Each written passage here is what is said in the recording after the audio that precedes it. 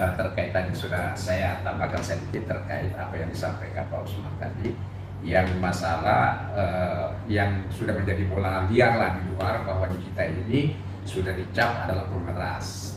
Ya, jadi begini, sebenarnya kan berkali-kali kita bilang bahwa kalau di dalam KUHP itu pasal pemerasan itu satu-satunya sepengetahuan kami bahwa 368 ya. Kalau di dalam undang-undang ITE itu yang saya tahu kami bahwa pasal pemerasan itu adanya di pasal 27 ayat 3 dan ayat 4 kalau saya nggak salah ya. Nah kemudian kalau pasal 27B ayat 2 itu ya, itu sama sekali walaupun didefinisikan bagaimana itu tidak bisa dikatakan pemeras. Karena kalau pemeras itu tidak bisa berdiri sendiri, harus ada kekerasan di situ dengan kekerasan. Nah, pertanyaannya ya, dalam peristiwa hukum ini ada nggak kekerasan di situ, ya kan? Seperti itulah. Ada nggak kekerasan di situ? Misalnya dia kekerasan fisik menyebabkan orang luka ringan sampai mati, ya kan? Di situ. Jadi namanya memeras itu, alat yang dipergunakan itu untuk mengancam adalah kekerasan. Ya, itu dulu yang harus dipahami. Nah pertanyaannya, apakah ada di dalam peristiwa itu ada kekerasan sehingga menyebabkan seseorang itu menyerahkan ya sesuatu barang kepada si pelaku ini, ya itu kan tidak ditemukan. Bahkan di dalam videonya itu tawar menawar, ya kan, 2 kali pembayaran. Di mana sih logiknya tidak masuk kalau itu adalah bentuk pemerasan yang disertai dengan kekerasan? Itu tidaklah. Jadi orang-orang hukum di sana, saya berharap benar-benar itu bisa dipahami bahwa kalau namanya pemerasan itu disertai dengan kekerasan. Oleh karena itu di dalam KUHP itu disebutkan pasal pemerasan itu dan kekerasan. Ya kan, artinya pemerasan itu alat yang dipergunakan itu adalah kekerasan. Ya, memaksa seseorang untuk menyerahkan sesuatu. Ya, coba lihatin pasal 27B itu. Ya. Bisa nggak dikatakan bahwa alat yang sementara di pasal 27B itu alat yang dipergunakan adalah membuka rahasia, ya kan, bukan kekerasan, ya.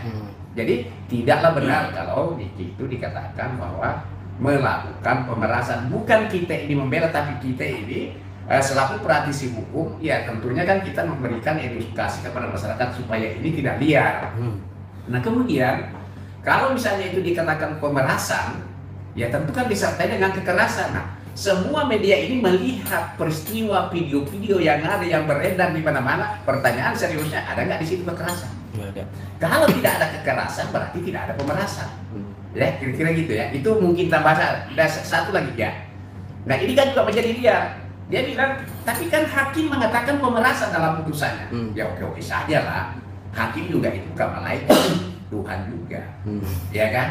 Makanya ada yang disebut putusan hakim itu adalah khilaf. Ya, oleh karena itu terdakwa itu diberi hak hukum, ya kan, untuk melakukan upaya hukum lain, banding, kasasi, bahkan PK. Seperti itu.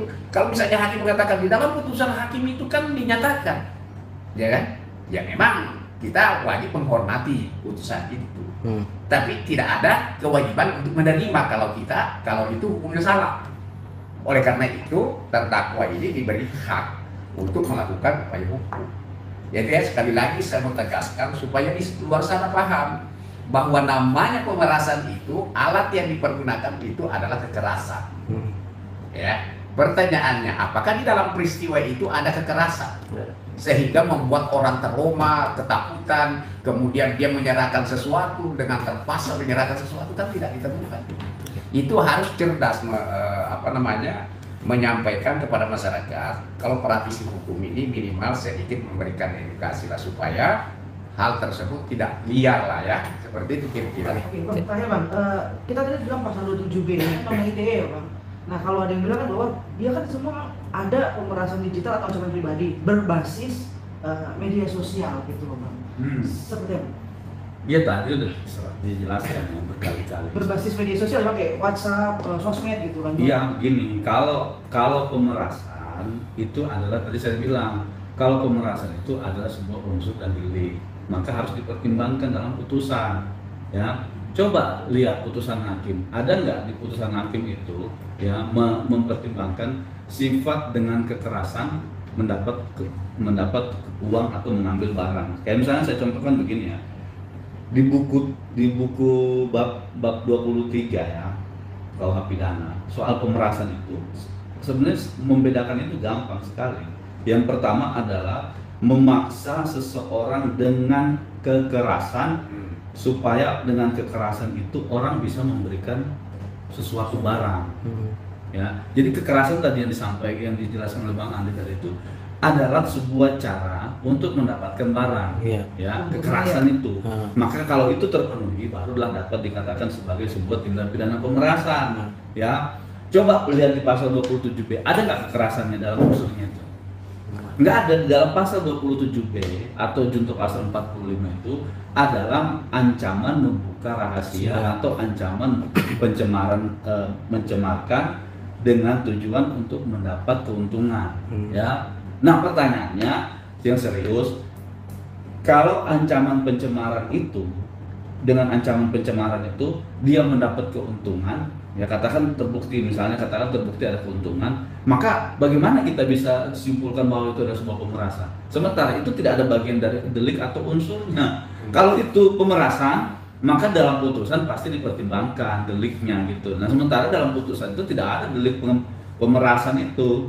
Nah jadi saya bingung juga ini orang-orang, karena mungkin banyak lihat Google kali ya. Jadi kurang, kan Google juga tidak selalu benar ya. Sebaiknya belajar dengan orang yang tepat gitu. Kalau belajar dari Google bahaya juga. Aduh. Anda sudah mendengarnya? Ya, kalau saya mohon maaf kawan. Semua yang dijelaskan tidak masuk di akal saya. Ya, tidak masuk di akal saya.